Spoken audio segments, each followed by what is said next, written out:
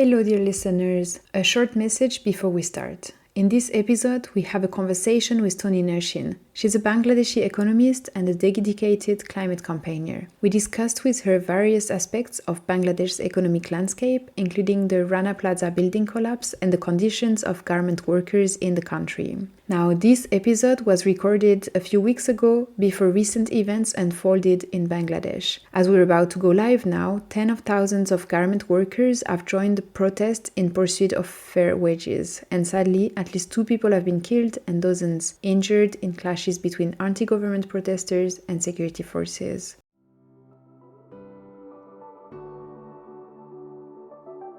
Hello and welcome to How Could We, a podcast by EIT Climate-KIC where we dare to explore the power of possibility and innovation in the face of climate change. A podcast where we ask, how could we have gotten here? And how can we get ourselves out? I'm Anne-Sophie Garrigou. And I'm Stephanie Klotz, your co-host for this season. Hi Stephanie, nice to have you again. Hi Anne-Sophie, it's exciting. As you know, and our listeners might remember, this is a season based on conversations that we had where we invited a range of experts to just kind of talk to us about what they are seeing in their fields over the coming years, and we are diving into some of the reoccurring themes.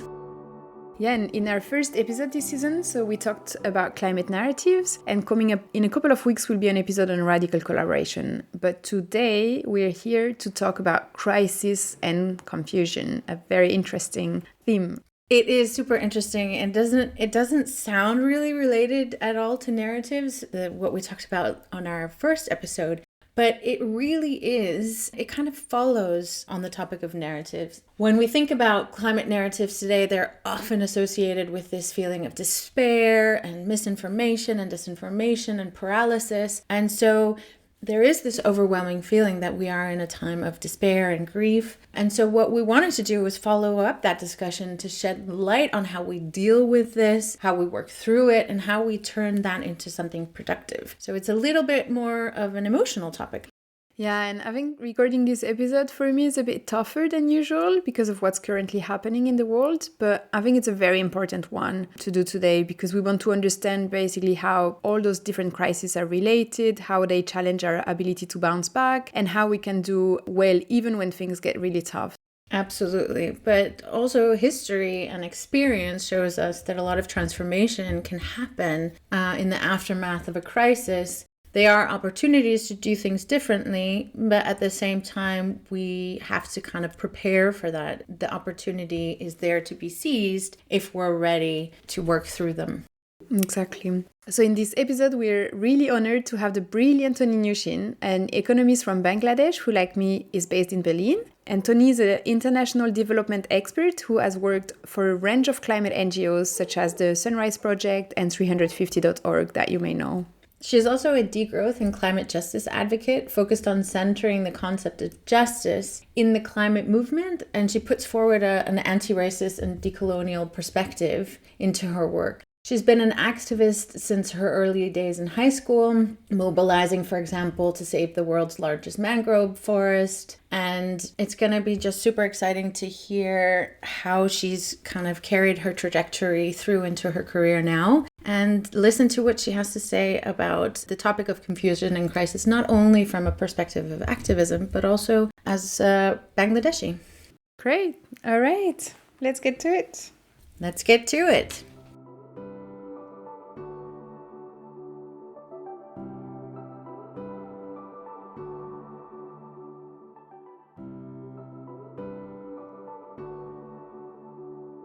Hi, Toni. Welcome to the podcast. It's really a pleasure to have you here. I'm going to ask you to briefly introduce yourself first and tell us about how the activism in your youth inspired you to do the work that you're doing today. Hi, I'm Toni Nurshin. I like to introduce myself as a degrowth and climate justice activist. I grew up in Bangladesh and I moved to Germany in 2016 to do my second master's here. And afterwards, I also got involved with the climate justice movement in Germany. And I also have been working in NGOs, specifically also in the climate area, climate impact. I work with an international organization at the moment called the Sunrise Project, and we are trying to move the money out of fossil fuel businesses.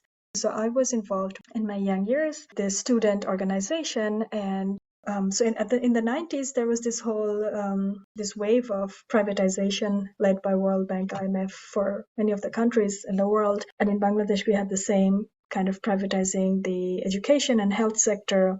And as part of the student movement, we are kind of trying to push back that. I had these ideas of equality or trying to get equal opportunities for everyone, regardless of their backgrounds. So I guess those sense of justice, caring for people, human values that were embedded from that work and trying to do something together, or the joy of trying to do something together and building those relationships with the people who sees the same way the world that you do. The work and the activism that I was involved with in my youth probably shaped in some way of my view that if you don't like something in the world, you need to just try to change it.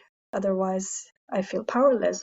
And so much later, when I got involved in the German climate movement here, even though there was a lots of difference in terms of language, culture, what we like, don't like, or maybe childhood experiences between the other people who were active in the degrowth movement and in the climate movement, we could bond very much on this basis of that we all felt there was something that was not fair and we wanted to do something about it. So yeah, I guess that's how it had shaped me, or for me it was much easier to feel connected or home in the movement, which in many other way definitely had barriers for me.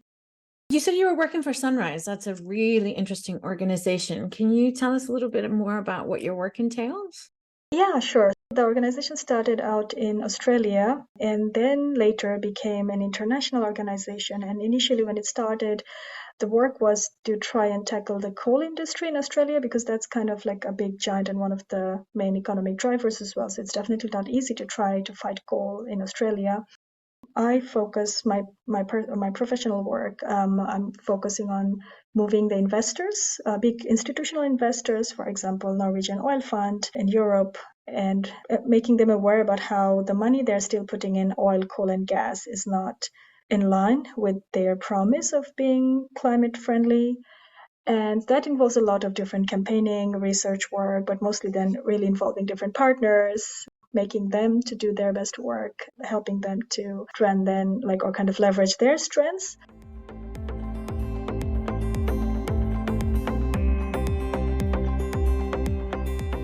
So in this episode, we want to dig into the crisis and confusion theme. And we really wanted to talk to you because of your experience in the climate movement, of what you're doing, and because I think you bring something also that we're interested to learn from. You come from Bangladesh, as you have said, which is one of the world's most populated places and a country that has historically and more recently faced many, many crises. We can talk about the political crisis in the 2006, 2008, the refugee crisis with the Rohingya people fleeing Myanmar, more recently the floods. It feels like Bangladesh is suffering from the polycrisis that we're talking about a lot now, where crises are multiple and interconnected. And this situation is likely to become more commonplace, right, across the world due to the climate crisis and other factors. For you as an economist, how do you feel about this polycrisis world? What are we doing wrong to make the problem feel like that it's escalating? Wow, I mean, that's not an easy question. So I guess what are we doing wrong in that way? Probably a lot of things. Initially, when I started studying economics, I wanted to find solution to a lot of our problems and understand, why we allow so many injustices. There are economic theory that says if there is unemployment, if there is a poor person on the street, or if there's someone homeless, they probably deserve to be homeless. It was their free choice to be homeless because they would rather not work and then be on the street. So these are considered as individual human choices that they make. But then there are other economic theory that says, no, government has responsibility in it. And as individuals, we are not as free as maybe how at the moment the mainstream new classical economics would tell us. So I guess even with that, you learn that the economic theory and the mainstream one that's kind of driving a lot of the world's major decision making today is not immune to fault or is not foolproof. Actually, it's the other way around. And in that way, I believe one of the main problem is the way we produce everything and we let profit be the sole reason for most of the major decision making is behind the crisis that we are facing today. In the classic economics, everything, whatever we produce and how much we produce is basically depending on how much money you can make from it, where you would get the highest profit margin. It does not take into account the impact of it on the world, on any kind of other welfare. So we don't have any kind of equity distributional impact or any of it in that. And we also look at our economic activity as if it's just up in the air in a bubble, but which again is not true. All of our economic activity is embedded within the planetary system. And now, at the moment, as you mentioned, like we're in a polycrisis, we are in middle of a biodiversity loss, like it's a collapse, biodiversity collapse. We are facing the sixth large mass extinction. We have crossed 6 out of 8 planetary boundaries. And if you look at what are the reasons, that are the reasons behind it is all of the economic activity we do not take into consideration planet Earth in it at all. And not just planet Earth, we don't take into consideration human relationships, any form of other kind of what makes us, like what's a good quality of life is a very different sense than what we think in terms of economic activity. GDP growth is one of the main measures, and that just means if you just produce more, that must mean you're good and you're happy, which is not true.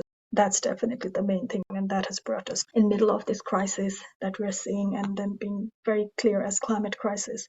And then if you think of how we could navigate this, I guess in terms of a polycrisis, so if you have to learn from Bangladesh is just one country that is embedded in the world global economic order, and there is only certain things that we could do. For example, if we want to earn, we still need dollars to be able to import goods and to earn dollars. We only have this designated place of being the garments producer of the world. We have this cheap labor, the woman who then works 12 hours, 14 hours in factories. We don't have a lot of options. These are one of the only things how we can get dollars. And in that way, we have done really good. If you look also at the same time, Bangladesh is considered one of the development success stories. We have gone from being a low-income country to a middle-income country already. And we have had like a huge decrease in the rate of maternal mortality rate. We have a high rate of primary school-going children. In many ways, we have also managed, considering it's a huge challenge. Even if you look at the city of Dhaka, it's a big chaos. But then at the same time, if you consider the pressure of population that it supports, we have running clear water. There's a working public transport system. We have enough food, we have achieved food sufficiency. So there are all these layers where when you look at it, to really leave behind the traditional or like the mainstream way of thinking of what's good or what's not, or what's working, what's not. So you have to really learn and move beyond those kind of concepts that limits us. And then the second thing is, before we saw the climate crisis, a lot of the crisis in global south was generated at the cost of the extraction for global north. So there is a certain colonial dynamics that's still continuing today that we don't get to talk or we get to see as clearly because, of course, these old ways of very direct extractive colonial relationship has changed, but then that still continues in many ways. Some of the study that shows how aid relations is also a way of controlling another country's policies. And some part of the world and some lifestyle was at the cost of oppression and suffering in other parts of the world. So in terms of disaster and risk rehabilitation, Bangladesh has achieved a lot. For example, in Bangladesh, like we have been very disaster prone. It's now soon after a big cyclone, we could reach people with relief. There is a very skilled and expertise on how to cover in a short amount of time with the essentials right after a big disaster has hit, how to start help with rehabilitation, what kind of structures are needed to even support people for like the shelter. But then the problem is with climate crisis, it's going to get way worse, like 10 times worse. And this is the problem, what we also don't get to talk enough, how the climate crisis is pushing us to any limit of adaptation. And the thing with climate crisis is it's very much connected to the CO2 emission. And if we are to tackle with, then again, going back to where the most fossil fuels are burned or which kind of lifestyle are very CO2 intensive, it's not Bangladesh. So there's not a lot that the government or people in Bangladesh could do to change the climate crisis at the root of it. And that's where we need the global north countries. We need USA, we need Germany, we need Norway, all of these countries to fundamentally change their way of living, a lot of their businesses that's still again very tied with fossil fuel and the production and consumption cycle.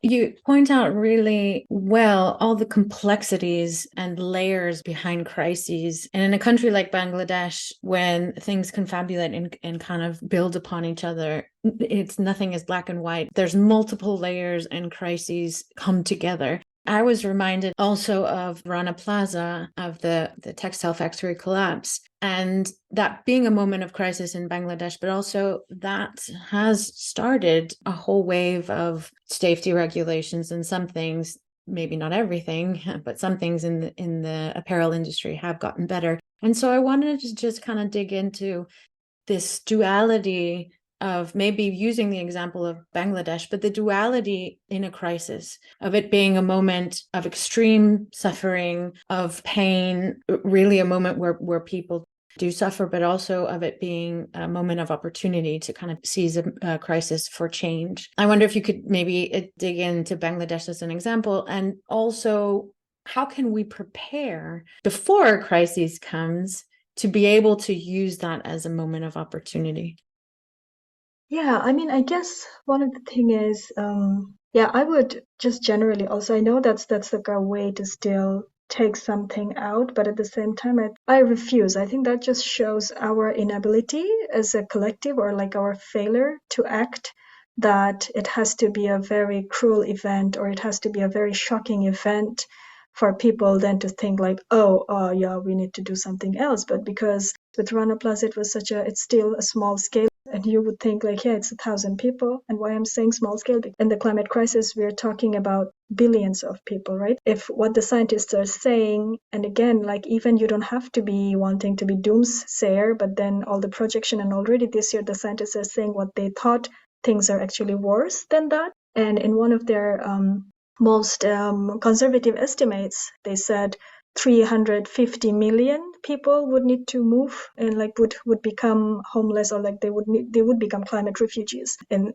different parts of the world. But then a lot of the projection already says that like this whole region, the whole equator, like kind of sub-Saharan Africa, South America, Southeast Asia would become uninhabitable. It wouldn't be possible to grow food. It would become too hot for people to live. And then we are already seeing lots of death and destruction, like we saw Pakistan last year. So that is already very, very hard, and that's happening. And it feels like people don't care, like lives of people in some parts of the world is less valued. There is a financial modeling used, one of the US federal agencies, where they put value on human life, and an American life is valued 150 times more than a West African person's value. Like this is the way how they calculate risk. And when they look the climate risk, what are the possibility of losing wealth? So this is just one example to show that in the financial sectors, in the financial systems, we also still meet people where they think 3 degrees of global warming is fine. 3 degrees of global warming would even be business-wise optimal. But if you look into any of the climate scientists, like 3 degree is completely unacceptable. Like that's a death sentence. So I guess this is the problem with crisis. Could make us face and then make it clear that we need to change something. But at the same time, I really believe, like in the case of Rana Plaza, I think it had to involve a lot of different stakeholders, and it's still, one would argue actually how much we have achieved. There's even this bypassing like systems to make it look like there is some accountability and some things are better. But in terms of when the garments workers still fighting to increase their minimum wage, that is still not okay. So you see there is all these layers, and I think in them, in terms of also again with the civilization, or how we see in this collective way of acting to the crisis, I think we are hugely still lacking behind, and that's very problematic. So definitely, on one hand, I hear what you mean, that as this crisis is intensifying, we hope that we learn and come out of it better. And on the other hand, I think unless there's a lot of people, like everyone, like you, me, and us, we start creating accountability, we start really demanding and engaging on different levels and demanding strong action, it is very less likely to happen. So unless there is like a broad connected movement, there is a broad large-scale civil engagement and people rising up, being more aware of it, just from the power, that kind of action won't come, because the power is still, like the military is still increasing their spending on creating stricter border control. We see terrible problematic narrative going on and spreading more lies and increasing of right wing, and the businesses still trying to make last bit of their money. So I think unless we create that strong kind of connection network of civil society and start holding power accountable, I don't think just from the crisis itself we would get a way out.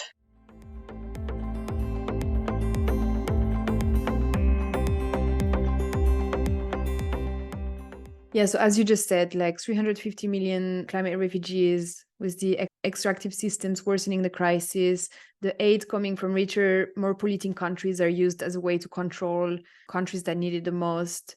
We see now the loss and damage discussion that just failed last weekend because the richer countries don't agree on how to process. I'm just wondering, I would like to try to find or try to talk about the positive things. If you came across any campaigns or solution in recent years that have inspired you, that are addressing that problem, because you just talked right now about the only ways for the organizations, civil society to come together. I just wanted to know if you had a few examples of when that worked. Yeah, just the fact that we see more and more awareness in the people around climate crisis, or the need that you need to do something, I think that's rising. We see way more awareness around anti-racism or the colonial connection behind the climate crisis. That's definitely very clear than it was even 10 years ago, or even just 5 years ago, I would say. And in the German climate movement, you see way more active efforts to build bridges and to learn from Global South activists, or do this kind of cross-border solidarity actions and support. We see lots of small-scale projects, like really growing food, like taking over a land and trying to create some form of resilient agriculture, regenerative agriculture. And if you look at one of the good things, or one of the strongest hope, is that this IPCC vice chair, this presentation where she talks about what we are going to face in the next coming decades in terms of climate of the world. The closest reference we have to that is from 100,000 years ago to 20 million years ago. So we have to look at this Paleocene era of Earth to when we are trying to imagine what could it look like to have 2 degrees, 5 degrees. So that's very scary, yes. But on the other hand, what she says is that one of the best things is we see as soon as the CO2 increase drops, we see that the heating will stop. We have very specific solutions, full examples of how in Africa, communities have community-owned renewable projects. This kind of projects are growing more, where the community themselves own, run, operate, and they're also taking care of distributing. So we see more kind of energy sufficiency growing in these different parts. We see big governments. It was 2 years ago when China said they will not finance any coal companies abroad. That was also, like, even before that announcement came, it was unimaginable that, oh, that would happen. So I'm just saying these are some examples. But these are a lot of these small initiatives that is out there. So one thing is the active, like the structure and the system that's still actively killing, like the source of this CO2. And we still see in the last year's COP, the fossil fuel industry had their largest delegation. It was larger than any of the countries. And again, this year we see how these are also, it's also interesting, one would think, like these very important years, 23, 24, 25, and all the COP is being hosted in all of these oil major countries. That's also like, what is this? Of course, then you see that there is a lot of work. We are actively fighting against a specific group of people who are really using all their smarts and money and power to do this. And I think that's important for us to know also, whoever listening, whoever as a normal person, when we could hope that the government would solve things for us, or you would just trust your representative would take care of it. This is not that time anymore. And I think this is why there's the hope. That's why there's hope, because when we do come together, we see lots of like things does change. There was this A12 blockade happening in Netherlands, and now the government said that they would discuss this fossil fuel expansion ban. So we see this how human action does help a lot. And when we come together in our best selves, we could create like amazingly beautiful things like that's there. And I think that's what we need to really realize. Again, we have to stop this kind of destructive vision, but that also involves we have to do it. No one else is going to do it for us. Absolutely. I couldn't agree with you more. So, Tony, you're a specialist on degrowth. Do you think this moment of polycrisis is the moment to introduce degrowth as a true transformative solution in tackling climate change and transforming the narrative? Yes, definitely. A short answer is yes. I think it's the right time. There's interest to understand what it means, because what degrowth says to center like this concept of well-being, and then to design our economy in a way that what gets prioritized. And it, of course, explicitly talks about reducing the cycle of consumption and production. So that's really like a conscious reduction of the size of our economy. And when we talk about degrowth, one of the crises is that people hears this and they are shouting like, oh my God, that's like austerity, that's unemployment, that's hunger. But that's not at all. And that's again also you see, and it's even intentionally sometimes the right wing using this wrong narrative, because degrowth is never about that. It's really what it talks about is to address this crazy amount of excess that we have in some parts. You see, if you look into the fish production, we see the way we now we take out, and then 25% of the fish that we extract from the sea just goes out, but as dead fish, just because that's the cheapest way to extract fish. And it's the same way if you look into the food production. We still have so much waste in that food production. So degrowth is really talking about that and not taking away food from people who don't have food. Actually, it's the other way around. Degrowth would say prioritizing meeting the hunger needs for people, prioritizing meeting the clothes, prioritizing education and health, but really shift what's not necessary and then not to push on planet this excess demands of production. And that we can do in a conscious, caring way. We have those kind of tools also in hand. So yeah, definitely I think that degrowth is part of the solution for the next years for us to live and move towards a more caring, global, just-centered society.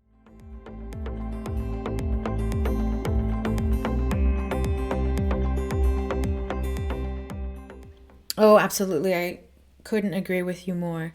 We've talked a lot about different aspects of confusion and crisis, and we've gone into, thankfully, a lot of the solutions. Thank you for that. But I also wanted to ask you about your personal practice of joy, because even though there's solutions out there, we can't help in the climate movement but to fall into also periods of despair and of grief. And we all know that grief and joy really come together, and finding joy in our work and finding the hope to go on is something that we have to work at. So I wanted to ask you what your personal practice of joy is.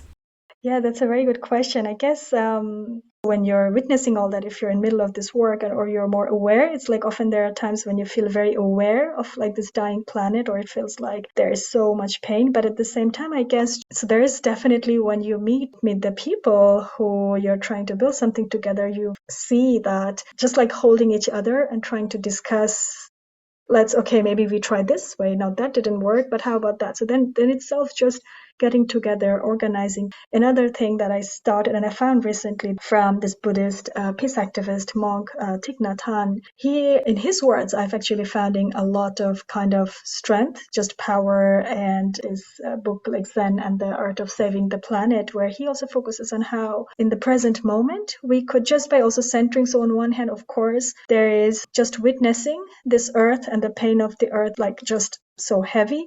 But on the other hand, trying to acknowledge that even with that moment when you're trying to be present and acknowledging that you have power, that could be very powerful. Like there is nothing else that could take away that power, this power of choice, what you do, or which can always pledge yourself. You can take a stand. And I guess that for me also have been very just powerful. Again, like, of course, I don't want to give this cliche answer of meditating, but then yes, I've been finding a lot of power meditating, but also not just meditating in a way to run away from it or to distract myself, but really, again, coming together, because through that we've been thinking, how do we create more regenerative practice in our movement as well? Like whatever we are trying to do, how we can deepen this kind of holding each other in a way where it's also okay to share that, oh, I'm in pain. But just by being able to say that I'm in pain, I think it gives us some power to move on. So I guess just being present with that and really watching the earth and still knowing that I think we do still have a very like a big chance, and it's really for us to start doing that and wake up to that. That's kind of a source of joy. Shout out to the monks of Plum Village who have been an incredible inspiration, I think, for so many of us in the climate movement. We'll leave a link in the show notes so everybody go check them out. I just wanted to ask you a question that we ask everyone in the podcast. What would a beautiful, just, and climate resilient future look like to you? I would imagine like a very caring society where we actively try and then we fundamentally change how we connect with each other. I would love to see that we have allowed for the nature to regenerate. We have actively learned to live in a way where we know in balance and not just us growing and only space for ourselves. And also in terms of activity, we allow for work, but also joy in a way that we make space for connection, make space for communal exchange, cultural art, creating those things in an everyday life. And I want to emphasize again that we have so much of the solution already out there. We really need the intent and the policy push. And in most of the cases, when you go and read why these solutions are not being scaled up, because there is no money to be made out of it. You see, and then you can realize that this is just so dumb. Like, what species pushes themselves to extinction just because there is no money to be made out of it? Thank you so much, Sunny. That was really, really nice discussion. We're so happy and inspired by everything that you've been saying. A really important discussion to have just before COP28 in Dubai. So thank you so much for your time. It was really inspiring to have you here. Thanks so much. Thanks a lot for hosting this. Bye. Bye. Bye.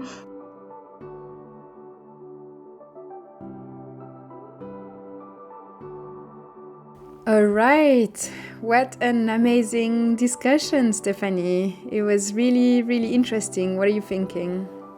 Oh, so many things. I feel really inspired by the conversation, but there's just a few aspects that have really stuck with me about what she said. The first one, really this kind of stubbornness that I think is fantastic around the topic of crises, or a refusal to accept the crises. And all the conversations that I've been having in preparing this and talking to people and just kind of getting opinions around crisis, and also in our daily work as communicators on climate, we sort of have this tendency to say the crisis is inevitable, it's coming, let's prepare, how do we work through it?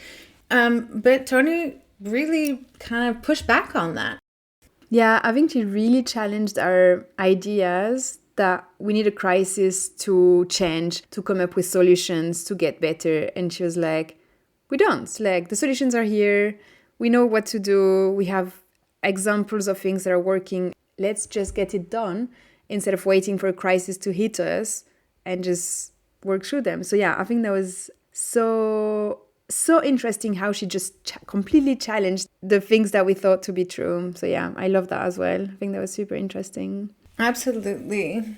You kind of forget sometimes that it's really up to us, and we have the solutions. She mentioned a whole bunch of interesting solutions, and she brought forward a lot of solutions, degrowth being one of them, but there was a whole bunch of examples in there of things that work. So I think we have to challenge this idea that it's gone. We crisis is upon us, and in many senses, we're living through a crisis already, but it doesn't have to get worse. It doesn't have to mean collapse. It seems to be a red thread as well, in a very good way, this idea that community is necessary to find solutions, to implement those solutions, diverse communities, but also to kind of help ourselves, really.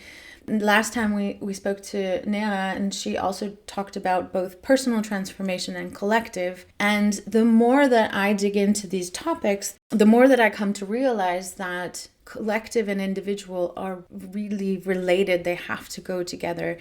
Yeah, I think the aspect of community is super important. And that seems to be kind of a red thread also through my conversations. This idea that we really need a collective to make change happen. It can't be done alone. But also the idea of the community being very much part of a personal transformation, and a personal transformation being a part of a community. So there's also this emotional aspect within community. It's not just about looking for solutions together, but also relying on one another.